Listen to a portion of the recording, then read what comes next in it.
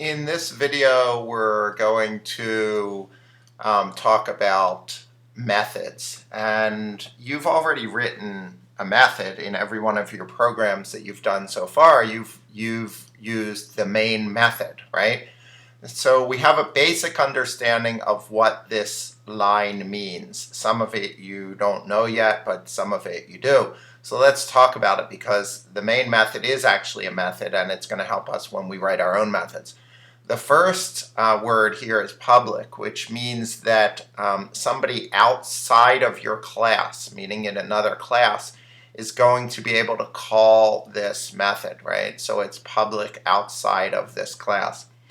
Static, for now, in your understanding of coding, static means that you're not writing object-oriented coding yet, right? So let's leave it at that for now. The third word there, void, means that this method, which happens to be called main, is not returning anything to the person or the part of the program that calls this method, right? And then the main is the name of the method. Now, main is a little special. It has to be called main, but when we create our own methods, we can call them whatever we want. And then whatever is in parentheses here is just called parameters, and it's values that get sent to your method. Okay, so let's just write a quick little amount of code, right? That I'm going to say program starting, right? And if I ran this code, right, my program would just say it's starting, right? And then I'm going to say program ending, right? Program ending. So if I ran this code, I would say program starting, program ending, right? This should be pretty clear to you. Program starting, program ending.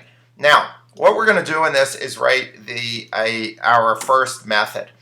And you can do this anywhere within the class. So within these brackets here, you can write your method. So I want you to get in the habit of either always assuming your class has a main method, either put the main at the top or put the main at the bottom.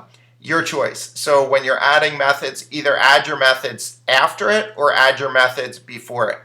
I'm used to putting my main method at the bottom of my class. But again, just be consistent with it. So I'm going to create a new method, and I'm going to start by typing public so that it is available outside of this class. I'm going to put static because we're not writing object-oriented coding yet. I'm going to write void because this method is not going to return anything. And I'm going to call it, I don't know,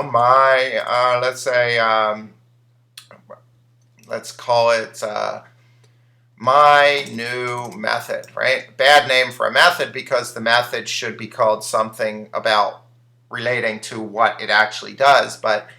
And I'm not going to put anything in the parentheses. Nothing is going to get passed to it. And I'm going to open my method and close it. So my new method starts on this line and goes all the way down to that closed bracket, right? Okay, so let's do something in this method. Let's just print out I'm in my method, right? Okay, now, if I ran this code as it is now, what would happen? Java would look for my main method. It would come and perform the first line and say program starting. It would come perform the last line and print program ending, and then it would end, right? Because Java runs your main method.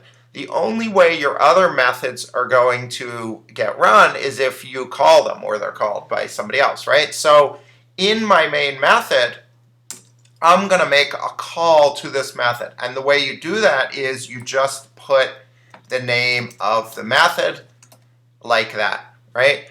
And this is actually going to call this method after the line program starting. It's going to call this. It's going to execute all the lines in this method. And then when it hits the end bracket there, it's going to return to the line after the call, right? So it's going to return here, and then it's going to get to program ending. So if I run this, it should print program starting. Then it should call this method and say, I'm in my method. Then it should return back and print program ending. So let's run this. right? And sure enough, that's exactly what happened. And you can add anything you want into this method. You could print more, you could do calculations in there, and it's almost the same as you taking all the lines of code in the method, so all that in blue, and just pasting it right here. Now the question would be, well, that's useless. Why don't I just put my lines of code right here in my main method? And the reason for that is twofold. Actually, there's many reasons. One is your main method would get incredibly long. It would be like writing a research paper using one sentence, right? Or one big paragraph. You know, a 30-page paper with only one paragraph in it or one really long run-on sentence. That would be useless. It'd be almost impossible to follow, right, etc.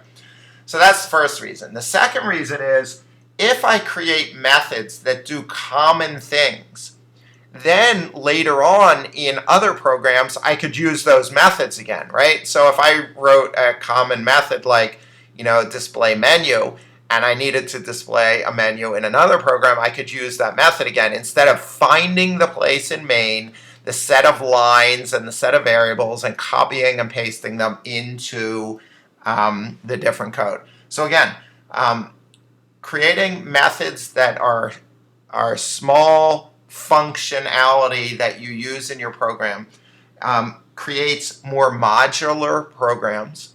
It allows your programs to be more easily read, and it allows you to use those modules or those methods in other programs in the future. Okay, so we just created the first method in our programming career. This method does not take any input to the method, which would go in these parentheses, nor does it return anything from the method, thus I stated void.